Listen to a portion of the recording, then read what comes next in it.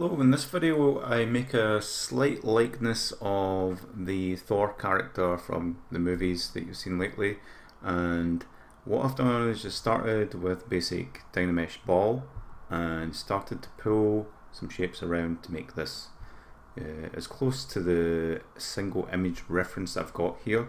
The purpose of this is to limit the amount of reference that you use, stick to maybe a profile or two, the same kind of age and same kind of lighting and things like that.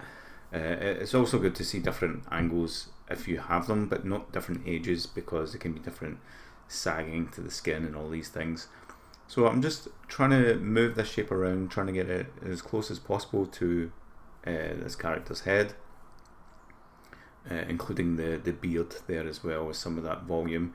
And it's this kind of slow process, starting very low poly and gradually building a little bit more geometry up, different forms, pulling things around, gradually seeing more things that need changed, but just keep prodding away and making progress with it. So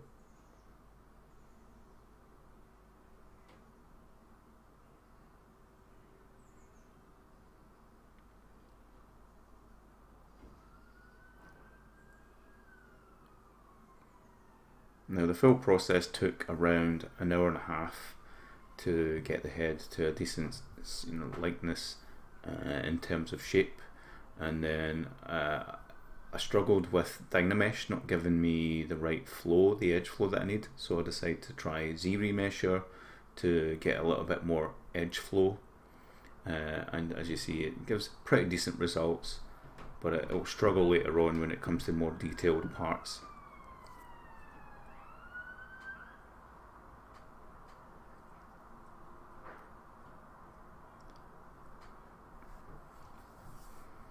So I'm just focused on the bigger forms and placement of key parts that help convey the whole shape.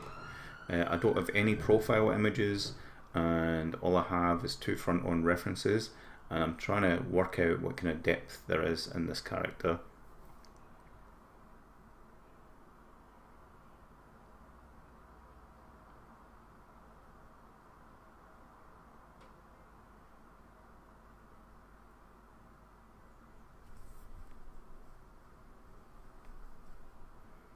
At this point I try adding some hair type volume, but later on I take that away because I feel it's better to work with a bald head, just to get the main shape right. But at this point it does help me see the overall proportion, and it helps me see other features that I need to work on. And I'm using Z-Remesher again, subdividing just to be able to open the mouth, and you see it kind of looks like a ventriloquist dummy at this point. But having that mouth open means it'll be easier to add the mouth bag later on. I'm avoiding using Dynamesh now because Dynamesh will close some of those holes that I've created. You can use Dynamesh for as long as you like, especially if you've got a closed mouth or any closed shapes, but you'll find it difficult later on to rework those areas because Dynamesh will keep closing them, especially with the mouth just being open a slight bit like his.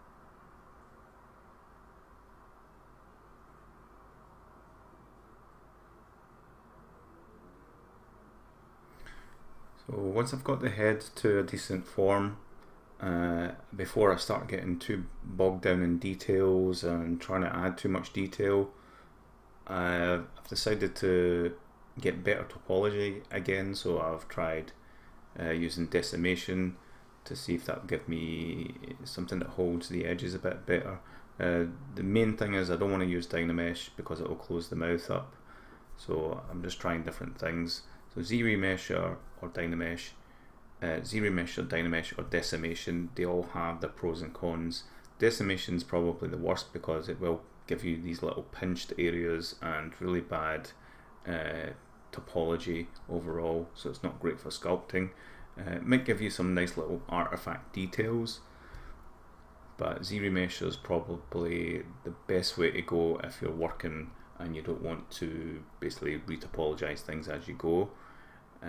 Ultimately I decide to export the mesh out and do proper topology, which you'll see in a minute, because certain shapes, especially the eyelids, just weren't holding for me. It wasn't doing a good Z-Remesh job of it, and that's where Z-Remesh just doesn't hold up.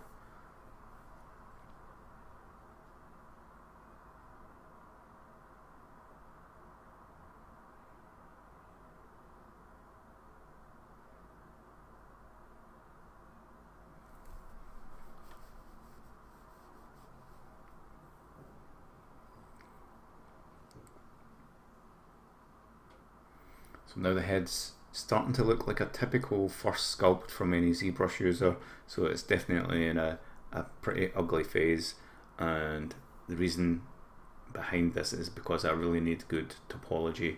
As you can see, the decimation has a nice appearance to it, and Z-Remesher also has a nice flow to it, but just not everywhere, and you can see I really struggled with this eyelid not giving me the right topology or edge flow that I needed. Even using the Z-Remesher guides, it struggled a bit. It wasn't bad, but it wasn't brilliant either, and I couldn't work with it. So I think in the end I decided to use 3D Coat to make a proper topology, so I export out a decimated version of the head, bring that into 3D Coat, and then begin working on more of that, which you'll see shortly. But at this point I'm showing you what it is like to work with a decimated mesh, what kind of defects that you get. But you get nice little artifacts that look like pores in some places or stretched skin, and it could be useful later if you're trying to create some kind of base texture, but decimation should really only be used to export a crunched down version of the mesh in preparation for retopology.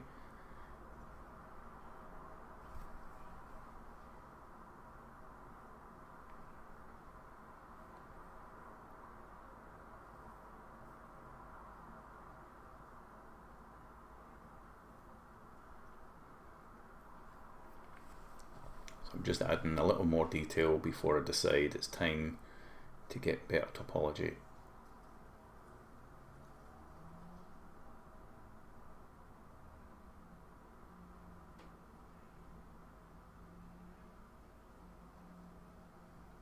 With a retopologized mesh, you have subdivisions, which means you can go from low to high quite quickly, and if you have accidentally made too much detail, there's still control over the base shape, and all your work can move forward or backwards. It's just that it's important to have a good base to work off, and trying to use Z-Remesher as a base isn't always a good idea. You'll often find you have to subdivide too many times and you just end up with a really dense mesh that is hard to sculpt on. So here I am in 3D Coat. I turn on the original wireframe just to help see where the edges and things are, and then I get to work on the retopology using the drawing technique, using the sketch lines and the brush to help move areas around and smooth them out. I'll start with the eye because the eye is the most hungry part for good loops and topology. Then I make my way down towards the lips and the rest of the face. I try and make the nose, bridge of the nose wrap all the way down to the chin, just to give you that nasolabial fold edge flow. And you'll see once I've got the topology in place, I'll start to move it around and smooth it out and relax it in areas.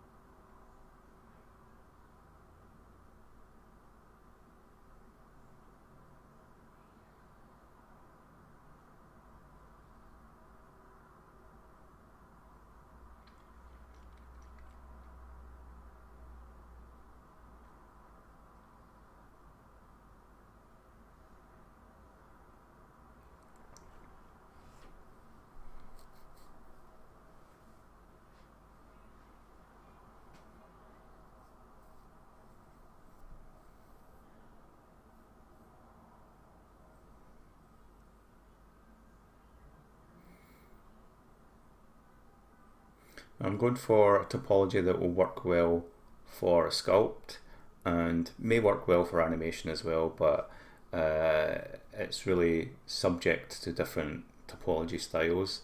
There may be the right way to do topology or a way that just works for what you're doing at the time, but for animation purposes you want to make sure you get good edge flow, stick to quads as much as possible, nice edge loops around the eyes, mouth, maybe the nose and the ear area as well, and trying to keep your connecting poles where there's more than 4 lines connecting to it, keep them in areas that are inconspicuous or they're not going to move as much.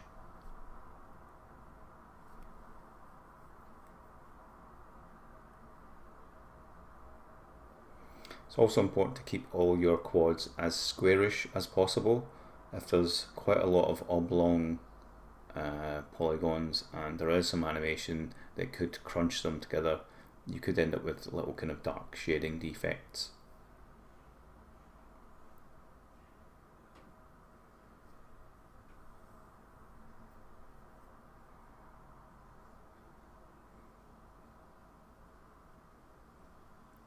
It's important to keep your topology flowing with the shape of the mesh, but also in the sense that it will deform correctly when you animate it. So for the neck example, it's better to have a loop that goes all the way around as if going around a cylinder and not try and make it follow the muscles because it may go diagonal, and then if you try and do some distortion on that, there's more likely you'll have collapsing and shading issues. So I've got real good topology for the ear here and a lot of reduction happening near the head because we're not going to necessarily see the top of the head as much. And it's wise not to worry too much about triangles because all your polygons are triangulated anyway, especially if it's in a game engine, and in some cases you may want to tell it how you want certain polygons to be triangulated. For example, here you'll see me changing how I want these triangles to be formed, but for every quad there's a divide that you can't see, and in some cases you may want that to go a certain way, but you don't want to do that for the whole model. You'll be there all day, even all week.